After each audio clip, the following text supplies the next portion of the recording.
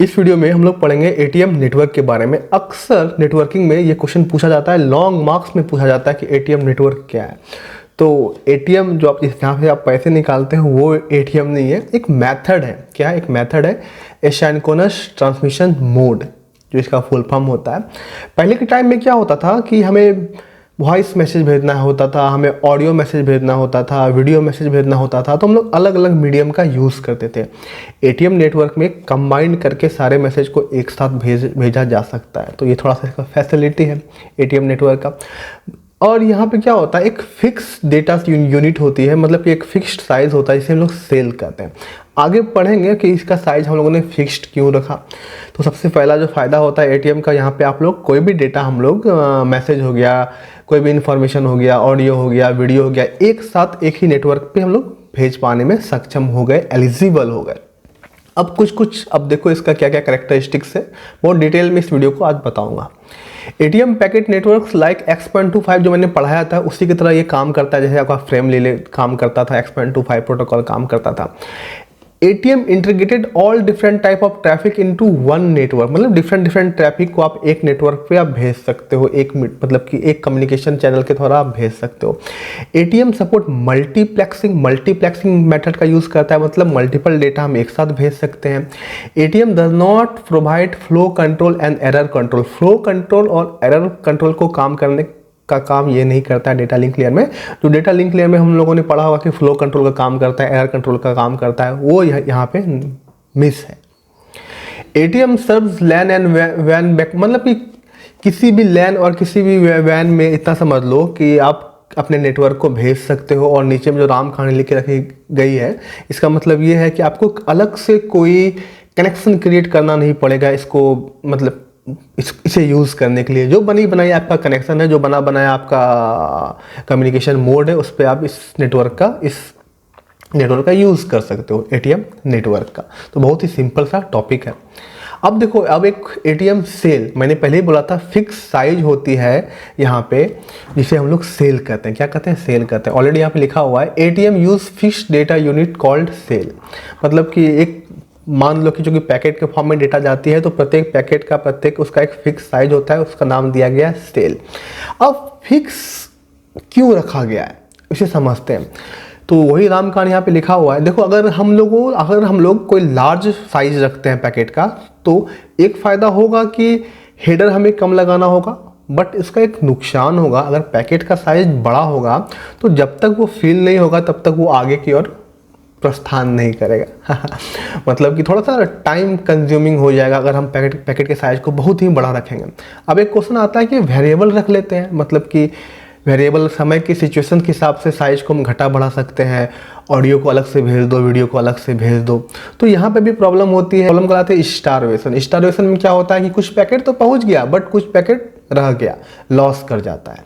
Starvation मैंने पढ़ा रखा है, ठीक है। तो स्टारवेशन नाम का प्रॉब्लम का इतना ही मतलब समझ लो कि बहुत सारे पैकेट अगर जा रही है तो कुछ पैकेट आपकी लॉस हो गई, कुछ पैकेट पहुंच गया, तो मैक्सिमम पैकेट आपका लॉस ही हो जाएगा अगर आप वेरिएबल साइज में पैकेट को रखते हो। तो एटीएम का जो डिजाइनर था तो उसने इस दोनों मेथड को डिस्कार्ड कर दिया, मतलब कि आप पैकेट का साइज को बड़ा भी नहीं रख सकते हो, पैकेट के साइज को वेरिएबल भी नहीं रख सकते हो। इसीलिए इस कॉन्सेप्ट में हम लोगों ने फिक्स्ड सेल रखा, मतलब एक फिक्स्ड साइज रखा, उसका नाम सेल रखा, ठीक है। अब देखो, अब जो उसका जो साइज था हम लोग 53 बिट रखे। 53 बिट में आपका 5 बिट हेडर होता है, 48 बिट आपका डेटा यूनिट होता है। अब 48 बिट साइज को क्यों रखा गया? यूएस टेलीकम्युनिकेशन ऑर्गेनाइजेशन बोलती थी हमें 64 बिट साइज चाहिए डेटा यूनिट के लिए।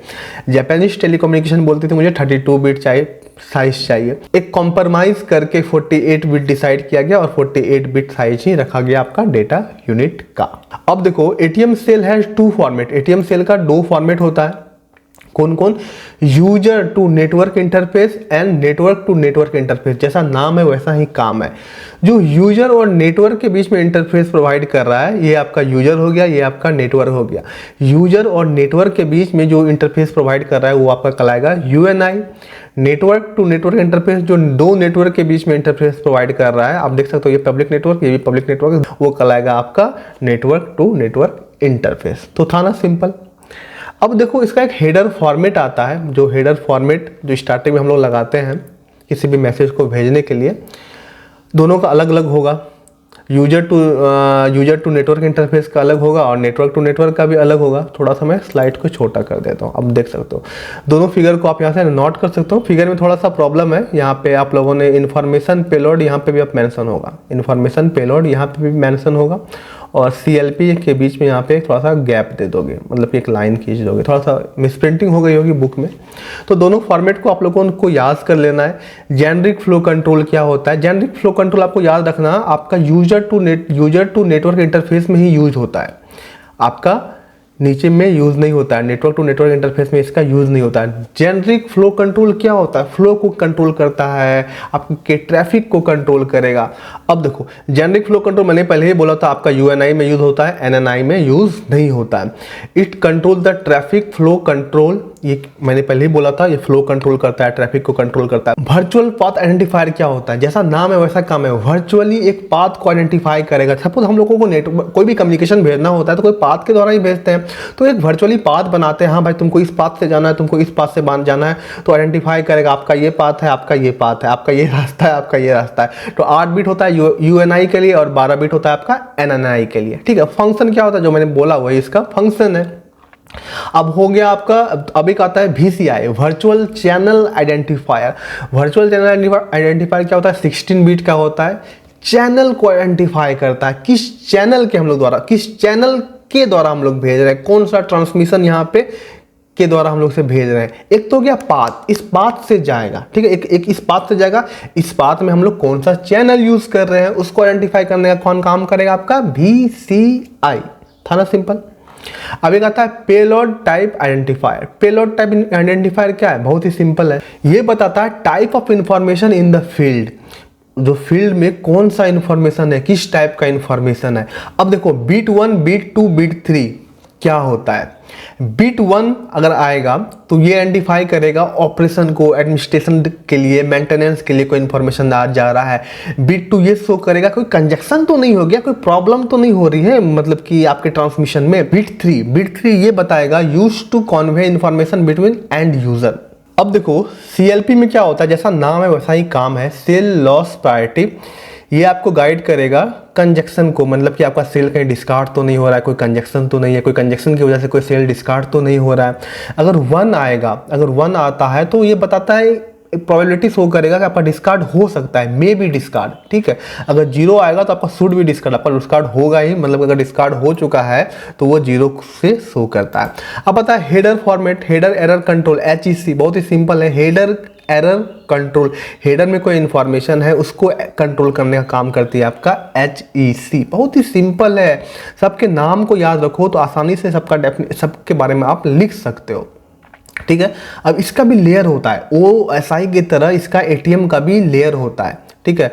बट आपका जो फिजिकल लेयर जो आप लोगों ने पढ़ा होगा, फिजिकल लेयर और डेटा लिंक लेयर का जो रोल होता है वही यहाँ पे हम लोग यूज करते हैं, बट एक फंडा यूज नहीं करते हैं डेटा लिंक लेयर में। एरर को कंट्रोल करने का काम नहीं करता है, फ्लो को कंट्रोल करने का ये काम नहीं करता है।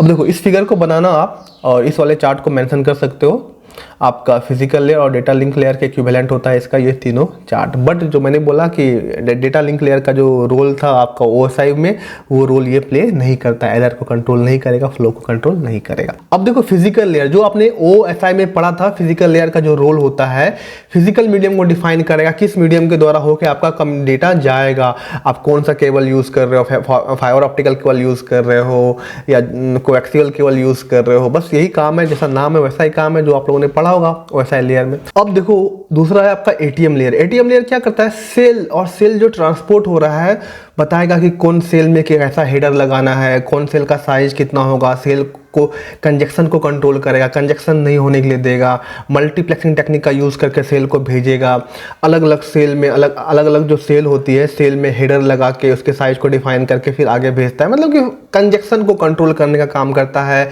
सेल को ट्रांसपोर्ट करने का काम करता है एज ए नेटवर्क टाइप से। तो वो कहलाता है आपका वो रोल होता है आपका किसका, ATM लेयर का। साफ लिखा हुआ the ATM layer deals with the cell and transport, it define the layout of cell and tell what the header field means, मतलब कि 5 बाइट हम लगाते हैं हेडर के लिए, 48 बिट क्या होता है डेटा के लिए होता है, ठीक है। तो बस ट्रांजेक्शन को कंट्रोल करेगा। यही सब रोल होता है आपका एटीएम लेयर का। डरना नहीं है, बहुत ही सिंपल सा टेक्निक है, बहुत सिंपल सा मेथड है।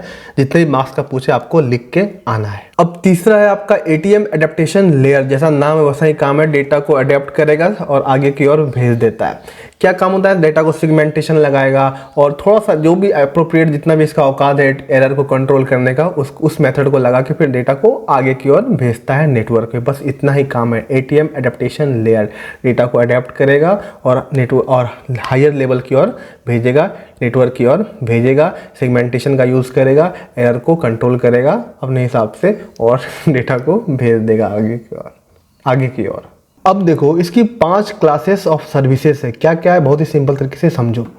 एक होता है आपका CBR, कांस्टेंट बिट रेट, मतलब कि कोई भी डेटा जो जाएगा वो कांस्टेंट रेट में जाएगा। एक एग्जांपल बताता हूँ, सपोज मुझे वीडियो भेजना है और वीडियो कांस्टेंट फॉर्म में नहीं जा रहा है तो मैसेज आगे पीछे पहुंचेगी तो आपको पता ही नहीं चलेगा बंदा वीडियो कॉन्फ्रेंसिंग में क्या कहना चाह रहा है। तो वही है आपका CBR, कांस्टेंट बिट रेट में किसी भी डेटा को वो भेजेगा। Variable bit rate non real time और variable bit rate real time, दोनों में क्या डिफरेंट है, दोनों का पहले फंडा बताता हूँ। अवेलेबिलिटी चेक करेगा, अवेलेबल है तो डेटा को भेजेगा। बट नॉन रियल टाइम और रियल टाइम का क्या मतलब है? नॉन रियल टाइम मैं बताता हूँ। सपोज मैंने मेल किया 7 बजे और मेल आपका पहुंचा 7:01 में या 7:10 में, तो कोई दिक्कत नहीं है ना, 10 सेकंड बाद ही पहुंचा तो कोई दिक्कत नहीं है। बट अगर आप कोई कॉल कर रहे हो रियल टाइम में, अगर आप कोई कॉल कर रहे हो, फोन पे बात कर रहे हो और आपकी वॉइस जो है, आपका जो मैसेज है वो रुक के जा रहा है या लेट से जा रहा है, तो वहाँ भी प्रॉब्लम हो जाती है। तो वही कॉन्सेप्ट यहाँ पर यूज़ किया गया। Variable bit rate non real time को यूज करते हैं ईमेलिंग करने में, इसको और रियल टाइम में यूज करते हैं कोई वॉइस मैसेज भेजने के लिए। ठीक है। अवेलेबल बिट रेट, जैसा नाम है वैसा ही काम है। अवेलेबिलिटी चेक करेगा, अवेलेबल है तो डेटा को भेजेगा, नहीं है तो नहीं भेजेगा। उतना कोई स्टैंडर्ड को ये फॉलो नहीं करता है, सिंपल डेटा को भेजता है, फ्लो को कंट्रोल करता है, डेटा ट्रांसफर करने में हेल्प करता है। बस जैसा नाम है वैसा ही काम है। अब आता है आपका UBR, अनस्पेसिफाइड बिट रेट। इसका मेनली यूज TCP/IP में होता है आजकल के डेट में। इस कोई स्पेसिफाइड इसका कैरेक्टरिस्टिक्स नहीं है, मेनली इसका हम लोग यूज देखते हैं TCP/IP में। एटीएम का जो आप लोगों ने लेयर पढ़ा था, अब उस लेयर का कुछ सब लेयर होता है। कौन कौन? SAR और CS। SAR और CS, SAR का क्या रोल होता है? SAR आपका AAL, एटीएम एडेप्टेशन लेयर का लोअर पार्ट होता है। ये क्या करता है, पैकेट को छोटे छोटे सेल में डिवाइड करके आगे भेजता है और डेस्टिनेशन साइड पे सारे सेल को कंबाइन करके फिर से पैकेट बना के डेस्टिनेशन तक पहुंचा देता है।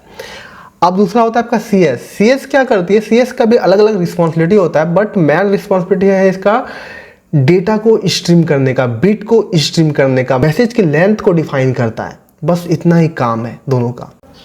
वर्किंग ऑफ एटीएम बहुत ही सिंपल है, आप लोग को मैंने पहले ही बताया था। डिफरेंट लेयर होकर डेटा आपका जाता है एटीएम में, तो डिफरेंट लेयर का अलग अलग रोल होता है। AAL क्या करता है, आपका मैसेज को जो पैकेट होती है, पैकेट को स्मॉल सेल में डिवाइड करके आगे भेजता है, फिर से उसको रीअसेंबल करता है। जितने भी सेल होते हैं सब में हम लोग हेडर लगा के आगे भेजते हैं। तो वही सारा राम कहानी यहाँ पे लिखा हुआ है। अब देखो ATM circuit connection of 2 types, 2 types के होते हैं, वर्चुअल पाथ और वर्चुअल चैनल।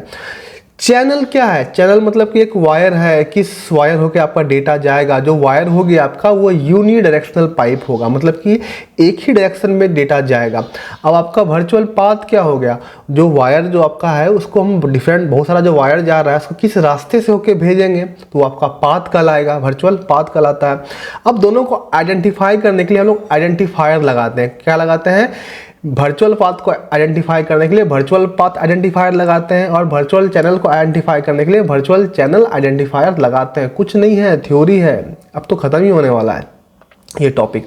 अब देखो एटीएम कनेक्शन को भी 2 तरीके से डिवाइड किया गया है। पॉइंट टू पॉइंट कनेक्शन, जैसा नाम है वैसा ही इसका काम है। एक जगह से डेटा दूसरी जगह जाएगा, मतलब कि एक सोर्स से दूसरे सोर्स तक जाएगा। पॉइंट टू मल्टीपल, एक सोर्स से मल्टीपल सोर्स तक जाएगा, उसका नाम है पॉइंट टू मल्टीपल। तो जैसा नाम है वैसा ही काम है। बहुत सिंपल सा टॉपिक था। नेटवर्किंग पे अप्रॉक्स 68 वीडियो अपलोड कर चुका हूँ, सारे वीडियो को जाके आप देख सकते हो, मेरे प्लेलिस्ट में आपको मिल जाएगा। वीडियो अच्छी लगती हो तो चैनल को सब्सक्राइब कर दिया करो, बूस्ट मिलता है मुझे एक न्यू वीडियो बनाने के लिए। एक ट्रैवल चैनल भी है सफ़र विद मयंक, उसको भी जाके देख सकते हो, सब्सक्राइब कर सकते हो, कर ही दो। तो जल्दी मिलता है एक न्यू वीडियो के साथ, तब तक के लिए धन्यवाद, बाय।